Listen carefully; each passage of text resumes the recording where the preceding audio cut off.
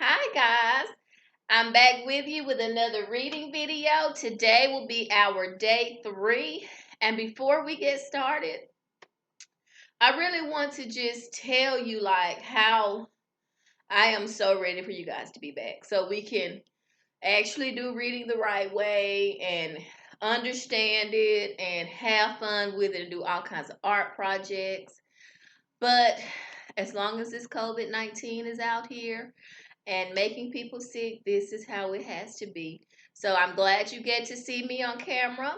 I'm glad I get to know that you're still learning. You will be hearing my voice off screen today, but I will be back. Let's get started. All right, boys and girls, we're going to get started with grammar.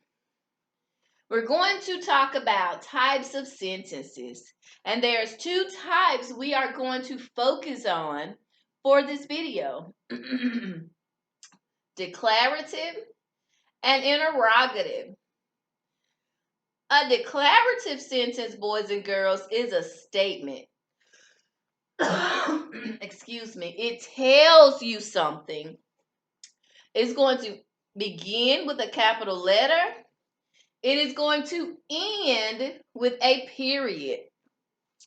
These are examples. I have a basketball game tonight. It's telling us something. So it is a declarative. I just finished reading that book. Pay close attention to the capital letter and the period. And what did they tell us in this sentence? That they just finished reading a book. So that's all declarative is, boys and girls. It is simply telling you something, making a complete statement. Now, an interrogatives are all of those questions that we like to ask.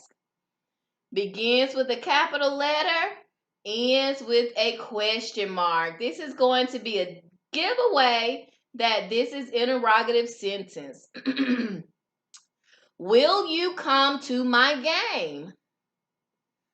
Yes, boys and girls. If you play any sports, just let Miss Gardner know. And yes, I will come to your game. Have you ever read this book? Yes, I've read lots of books. I love to read. Can't wait till we can read together. So these are declaratives and interrogatives, boys and girls. We'll have practice on these this week, and you'll see it's really quite simple. Let's touch on the spelling words. In your Schoology, you will see a spelling folder. And in that spelling folder, if you haven't opened it up, you will see a spelling choice board. That is Miss Gardner's apology to you because I should have been told you to go in that folder. I need you to work on 3 assignments in there. I need you to choose 3.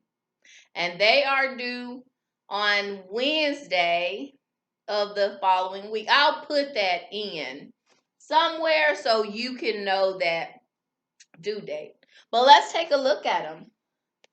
Admire, magnet, contest, method, custom, rally, soccer, engine, sudden, finger, accident, mitten, intend, fabric, flatten, rascal, gutter, mammal, happen, cannon, dungeon, magnify, festival, thunderstorm, and injury. Boys and girls, it's very important, even though we're not at school, to take actual call out spelling tests. It's very important that you learn these words because good spelling helps you be a good writer. And that's going to end that PowerPoint. Let's go into our Pearson realized. We stopped in the middle of the story. So today we're going to begin right where we left off. Well, Miss Franny said. She bent over and gave Winn-Dixie a pat on the head. And Winn-Dixie wagged his tail back and forth and snuffled his nose on her little old lady feet. Let me get a chair and sit down so I can tell this story properly. Back when Florida was wild, when it consisted of nothing but palmetto trees and mosquitoes so big they could fly away with you, Miss Franny Block started in, and I was just a little girl no bigger than you. My father, Herman W. Block, told me that I could have anything I wanted for my birthday. Anything at all. Miss Franny looked around the library. She leaned in close to me. I don't want to appear prideful, she said, but my daddy was a very rich man. A very rich man. She nodded and then leaned back and said, and I was a little girl who loved to read. So I told him, I said, Daddy, I would most certainly love to have a library for my birthday. A small little library would be wonderful. You asked for a whole library?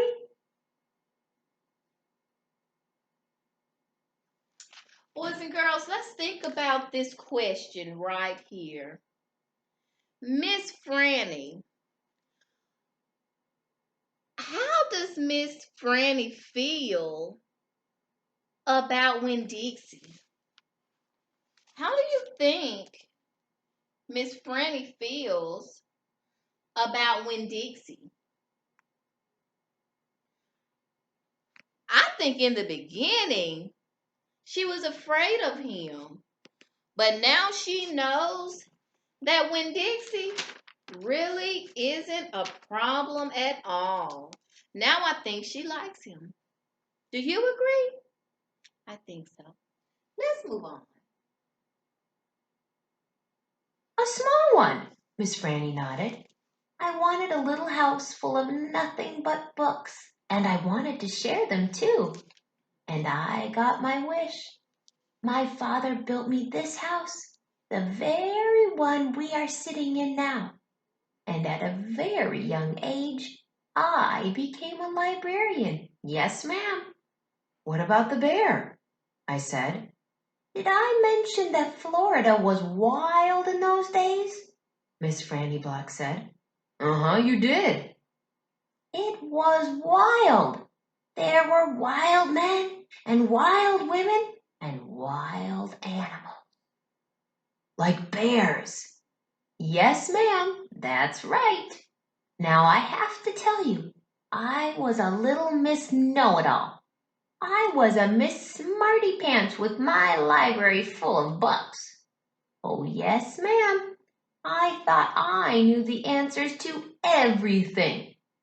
Well, one hot Thursday, I was sitting in my library with all the doors and windows open and my nose stuck in a book when a shadow crossed the desk. And without looking up, yes, ma'am, without even looking up, I said, is there a book I can help you find?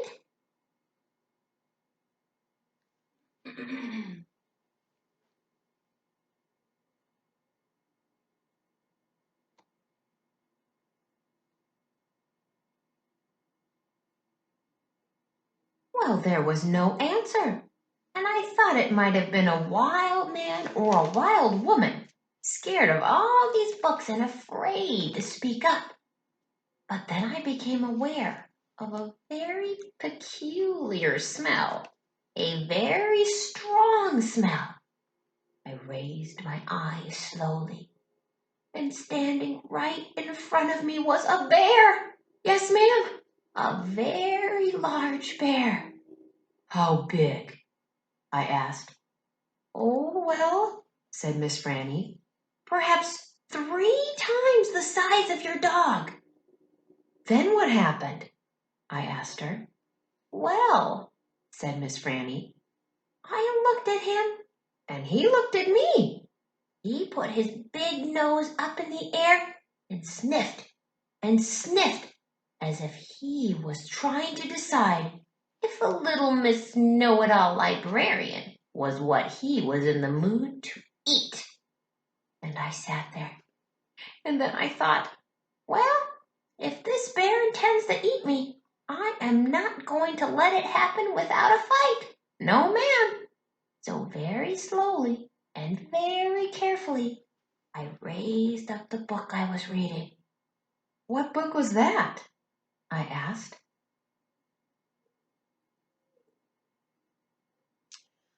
Boys and girls,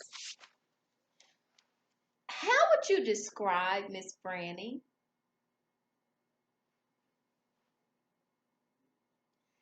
I think I would describe her as a sweet little old lady who loves books, who one day had a horrible scare from a bear.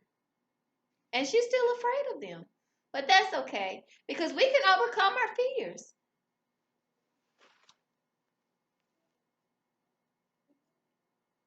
Why, it was War and Peace, a very large book. I raised it up slowly, and then I aimed it carefully, and I threw it right at that bear and screamed, "Be gone!" And do you know what? No, ma'am, I said. He went. But this is what I will never forget. He took the book with him. Nuh-uh, I said. Yes, ma'am, said Miss Franny. He snatched it up and ran. Did he come back? I asked. No, I never saw him again. Well, the men in town used to tease me about it. They used to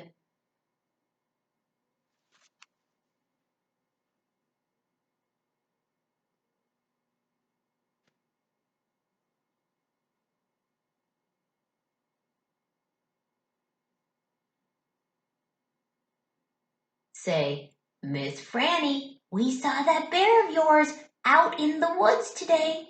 He was reading that book, and he said it sure was good, and would it be all right if he kept it for just another week? Yes, ma'am. They did tease me about it. She sighed. I imagine I'm the only one left from those days. I imagine I'm the only one that even recalls that bear. All my friends, everyone I knew when I was young, they are all dead and gone. She sighed again. She looked sad and old and wrinkled. It was the same way I felt sometimes, being friendless in a new town and not having a mama to comfort me. I sighed too. Winn-Dixie raised his head off his paws and looked back and forth between me and Miss Franny. He sat up then and showed Miss Franny his teeth. Well, now look at that, she said. That dog is smiling at me. It's a talent of his, I told her. It is a fine talent, Miss Franny said. A very fine talent. And she smiled back at Winn-Dixie. We could be friends, I said to Miss Franny. I mean, you and me and Winn-Dixie. We could all be friends. Miss Franny smiled even bigger. Why, that would be grand, she said. Just grand.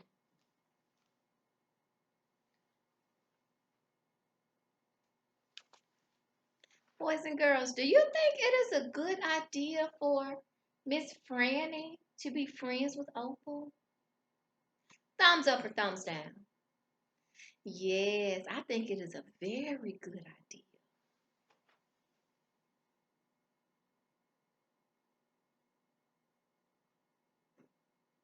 And right at that minute, right when the three of us had decided to be friends, who should come marching into the Herman W. Block Memorial Library but old, pinch-faced Amanda Wilkinson. She walked right up to Miss Franny's desk and said, I finished Johnny Tremain and I enjoyed it very much. I would like something even more difficult to read now, because I am an advanced reader. Yes, dear, I know, said Miss Franny. She got up out of her chair. Amanda pretended like I wasn't there. She stared right past me. Are dogs allowed in the library? She asked Miss Franny as they walked away. Certain ones, said Miss Franny. A select few. And then she turned around and winked at me. I smiled back. I had just made my first friend in Naomi, and nobody was going to mess that up for me.